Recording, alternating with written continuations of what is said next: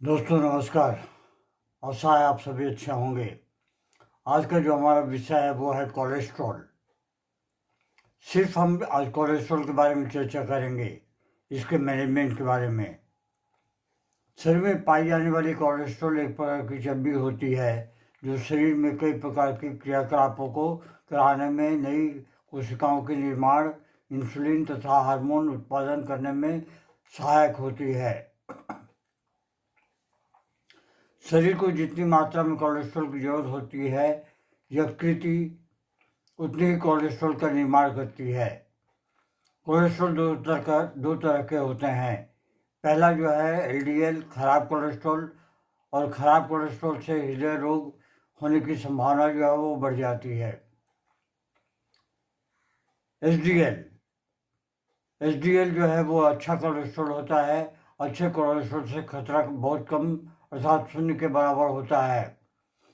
Cholesterol से धमनी की दीवारों में जलन युक्त रोग पैदा हो जाते हैं जिसे एथेरोस्क्लेरोसिस कहते हैं। इस रोग के कारण से धमनी की दीवारों में चर्बी जमा हो जाती है और रक्त संचारण में रुकावट पैदा हो जाती है। इसके कारण दिल का दौरा भी पड़ने लगता है।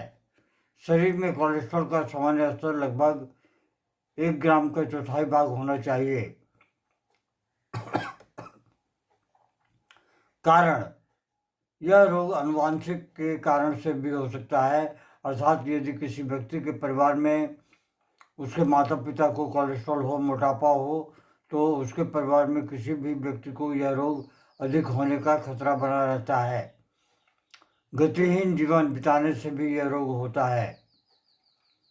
चलने फिरने का कार्य न करना, व्यायाम न करना, मधुमेह रोग या मानसिक दबाव के कारण से भी यह रोग हो सकता है। स्टेरॉयड का दुष्प्रयोग करने के कारण से भी यह कोलेस्ट्रॉल रोग हो सकता है। यकृति रोग तथा थायराइड से संबंधित रोग के कारण से भी यह रोग हो सकता है। इस रोग से पीड़ित रोगी को छाती में दर्द होता है, मोटापा बढ़ जाता है, मधुमेह का रोग भी बढ़ जाता है। रोगी के रक्त में कोलेस्ट्रॉल की मात्रा बहुत अधिक बढ़ जाती है। वह यदि इस रोग से धमनियां भी बहुत प्रभावित होती हैं तथा नपुंसकता रोग भी हो जाता है। रोगी के मांसपेशियों में दर्द होता है। वैसे रक्त में कोलेस्ट्रॉल की मात्रा बढ़ जाने के कारण से कोई विशेष प्रकार के लक्षण नहीं दिखाई पड़ते। इस रोग के कारण कुछ से कुछ गंभीर अवस्थाएं भी पैदा हो सकती हैं, जैसे हृदय शूल, उच्च रक्तचाप, हृदय रोग या आघात होना। कोलेस्ट्रॉल रोग होने पर क्या करें क्या न करें। सबसे पहले इस रोग से पीड़ित रोगी को वह भोजन बिल्कुल भी सेवन नहीं करना चाहिए जिसमें कोलेस्ट्रॉल की मात्रा बहुत अधिक हो। रोगी को हाइड्रोजनकृत चर्बी जैसे घी, मक्खन, वनस्पति, नारियल का तेज, मक्खन या ताड़ का तेल आदि का उपयोग भोजन में नहीं करना चाहिए। इन तेलों की जगह रोगी को सोयाबीन तेल, सूर्यमुखी तेल या कुसुम करारी तेल का उपयोग करना चाहिए। पॉपकॉर्न या सफोला तेल का भी उपयोग भोजन बनाने में कर सकते हैं। अधिक चर्बी उत्पन्न करने वाले भोजन जैसे कचौड़ी, समोसे या केक आदि का सेवन न करें। क्रीम, पनीर या दूध से बने दही या अन्य मिठाइयाँ जो गाढ़े दूध से बनी हो, जैसे गुलाब जामुन, मावा, चॉकलेट तथा रसगुल्ले आदि चीज़ों का सेवन नहीं करना चाहिए। यदि दूध का उपयोग करना भी हो तो मलाई हटाकर दूध का प्रयोग करें। मलाई हटाकर दूध से बनी पनीर का उपयोग भी कर सकते हैं।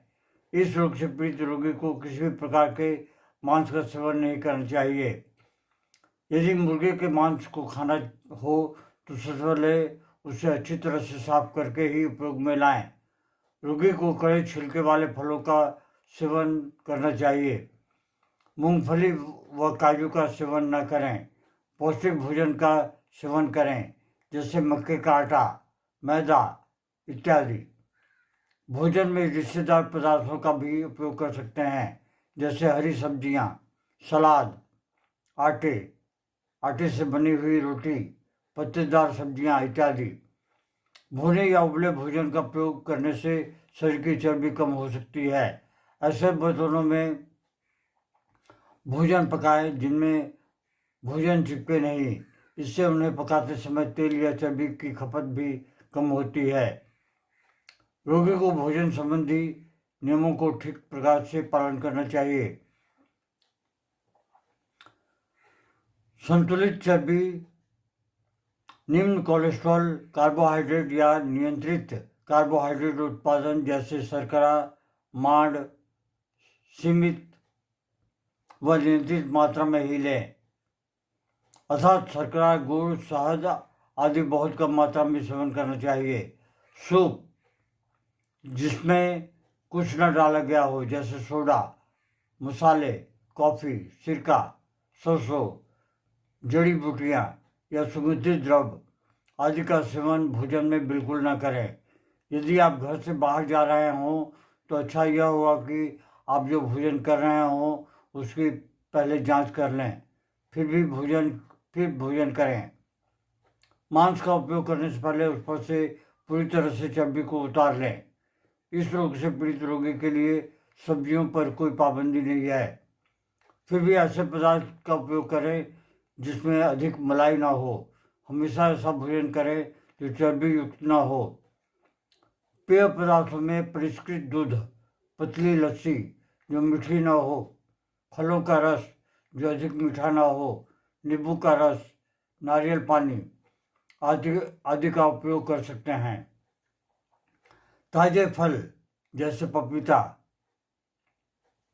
आदि, तरबूज, बेर या संतरा का सेवन करना लाभकारी होता है।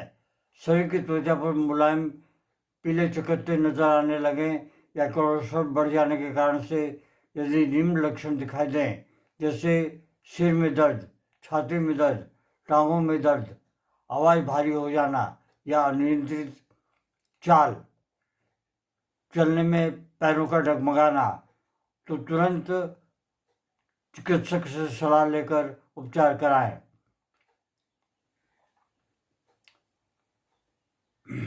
यदि ये सारी समस्याएं हैं तो आपको किसी ज्ञानी होम्योपैथिक फिजिशियन से संपर्क करना चाहिए जो आपको सही दवा दे सकें। जय हिंद, नमस्कार। Long live homeopathy, long live Hahnemann.